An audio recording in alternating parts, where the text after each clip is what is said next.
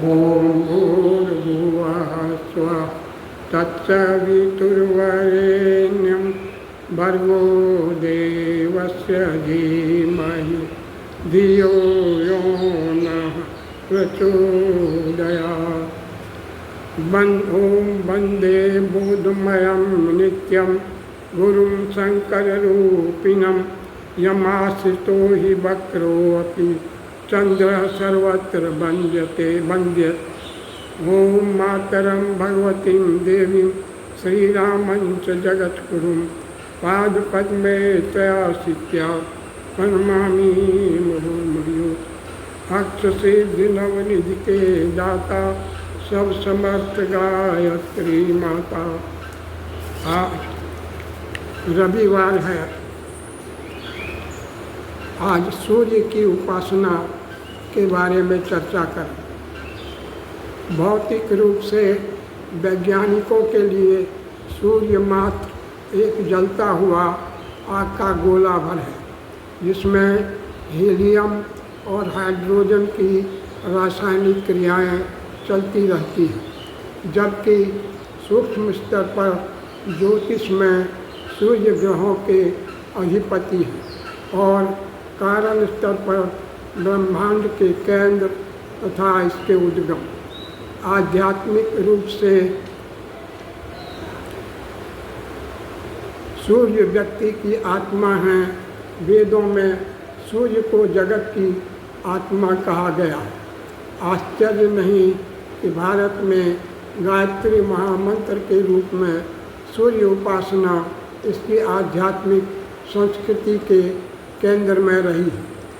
सूर्य उपासना की विशेषता इसकी सरलता एवं सार्वभौमिकता में है, जो विश्व के हर कोने में किसी न किसी रूप में प्रचलित मिलती है।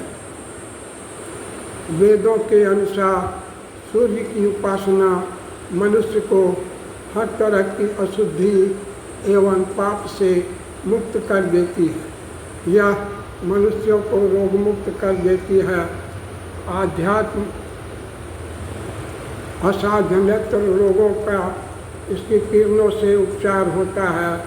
वैदिक युग में गायत्री महामंत्र के रूप में सूर्य उपासना देव संस्कृति के केंद्र में रही है। उपनिषदों में सूर्य का पुरुष के रूप में विकास हुआ है। प्राण, आत्मा, ब्रह्म, प्रजापति के रूप में सूर्य का प्रतिनिधित्व इसके आध्यात्मिक स्वरूप को इंगित करता है। सूर्य को परम सत्य ब्रह्म के साथ एक मानकर देखा जाता है। वह साथ ही ओंकार के रूप में सूर्य की समतुल्यता परिभाषित होती है। कठोपनिषद में सूर्य की आदित्य के रूप में प्रशंसा है, इसमें इसे स्वप्रकाशित माना गया है। मनुष्य मृत्यु के भय से मुक्त हो जाता है तथा मृत्यु पर विजय प्राप्त कर लेता है। सूर्य की प्रातः, सायं, दोपहर की उपासना मन को शुद्ध करती है। सूर्य की उपासना सांसारिक इच्छाओं को भी पूरा करती है। छांदोग्य उपनिषद में सूर्य के माध्यम से पुत्र प्राप्ति की बात कही गई है। सूर्योपनिषद एवं चाक्षुषोपनिषद सूर्य को ही उपासना के लिए समर्पित है। चाक्षुष विद्या को नेत्रों के विकार के उपचार के रूप में विस्तार से बताया गया है। रामायण महाकाल में भी सूर्य उपासना के विविध रूप मिलते हैं। भगवान राम, लक्ष्मण एवं सीता माता हाथ उठाकर सूर्य की उपासना किया करते थे। भगवान राम का जन्म सूर्य वंश में हुआ था। श्रवण कुमार के माता पिता प्रातः सायं सूर्य उपासना करते थे।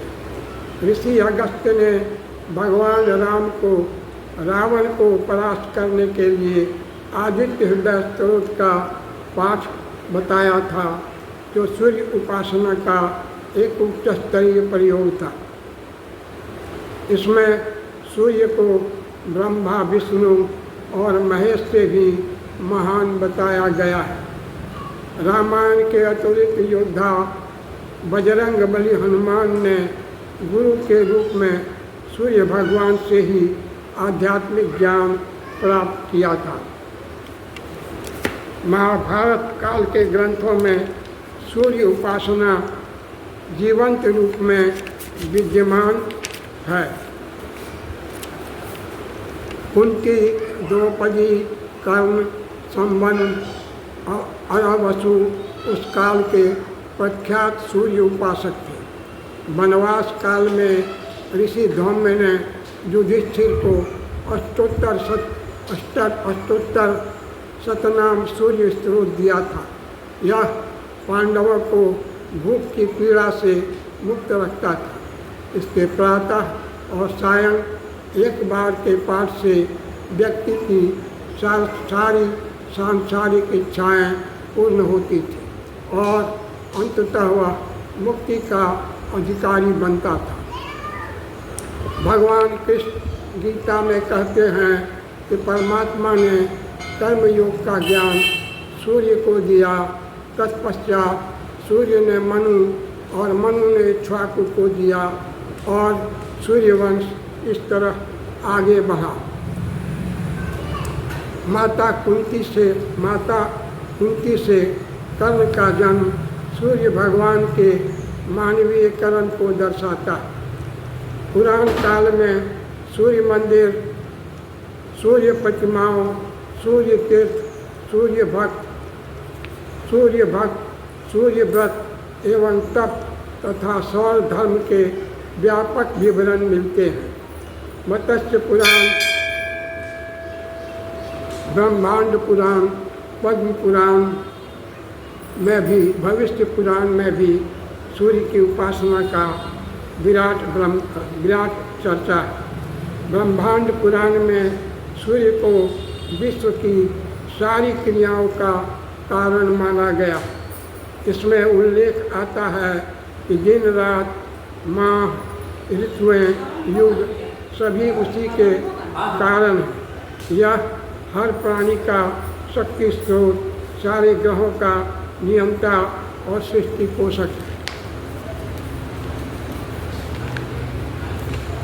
पद्म पुराण सूर्य का ब्रह्मा, विष्णु और शिव के रूप में वर्णन करता है। ब्रह्म पुराण में कहा गया है कि सूर्य अंधकार को दूर करता है एवं बिना सूर्य के पृथ्वी पर जीवन की कल्पना भी नहीं की जा सकती।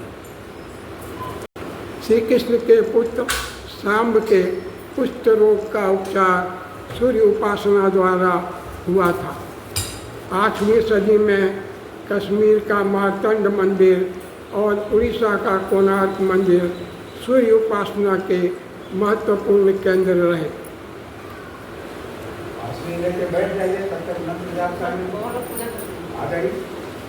वस्तुतः 7वीं से 12वीं सदी को भारत में सूर्य उपासना का स्वर्णिम दौर कह सकते हैं। बाद के पुराण और उपपुराण जैसे भविष्य, ब्रह्मा, स्कंद, वाराह, गरुड़, विष्णु, धर्मोत्तर, भविष्योत्तर, सांब, कल्कि इसके वर्णन से भरे हुए हैं। मनतुंगा, मयूरा, भवभूति, अमरसिंहा, शंकराचार्य, आनंदगिरी आदि विद्वान भी इस पर प्रकाश डालते हैं। सूर्य की उपासना की परंपरा आज भी जारी है। संध्या वंदन, अर्घ्य व यज्ञ के साथ रविवार व्रत, अचल सप्तमी व्रत, सूर्य षष्ठी व्रत, मकर संक्रांति, रथ सप्तमी जैसे व्रतों के रूप में सूर्य उपासना ही प्रचलित है। लेकिन यह एक छोटे समूह तक सीमित है। साथ ही इसमें वैज्ञानिक दृष्टिकोण का अभाव है। ऐसे में सूर्य उपासना की महान सार्वभौम परंपरा के परिष्कार एवं विस्तार की आवश्यकता है। परम पूज्य गुरुदेव ने गायत्री महामंत्र को जन जन के बीच लोकप्रिय कर सूर्य उपासना को इसके वैज्ञानिक एवं व्यवहारिक स्वरूप के साथ लोक सुलभ किया है। आवश्यकता इसको जीवन में अपनाने और दूसरों को इसके लिए प्रेरित करने की है। गायत्री परिवार विश्व के 18 करोड़ गायत्री परिवार इसमें सक्रिय रूप से संलग्न है। इस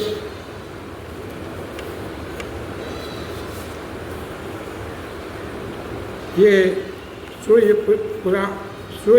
उपासना पर चर्चा आपको कैसा लगा, इसको लाइक करेंगे, सब्सक्राइब करेंगे और अन्य लोगों के बीच इसका प्रसार करेंगे। आपको कैसा लगा ये अपने मंतव्य में दे सकते हैं। धन्यवाद।